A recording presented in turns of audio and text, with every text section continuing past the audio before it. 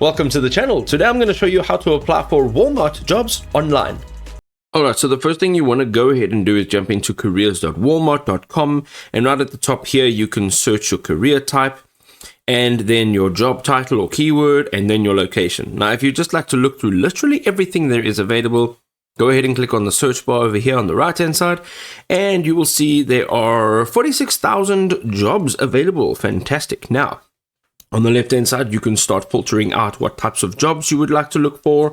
There's different brands, employment types, different career areas, employment types, and then your rates. So either salary or hourly. And once you have filtered out all the jobs that you don't want to see and you found a job that you would like to see, just like this one over here, you can go and select it. Now, once you've selected it, you will be able to go down and see what you will actually do. Here's a position summary. All of the information that you need is right over here. Okay. And as you can see, there's a lot of information. So make sure that if you are applying for the job, read through the information so that you understand what it is within the job.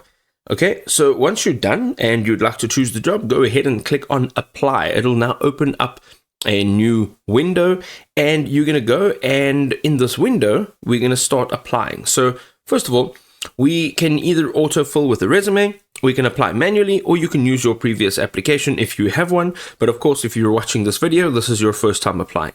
Now we can go and apply manually. If you are autofilling with your resume, you're going to upload your resume, and then from there, it's going to take all of the information from your resume, including your education, your work history, all your qualifications, and all of that, and just import it automatically. So if you do have one, that's probably a better idea.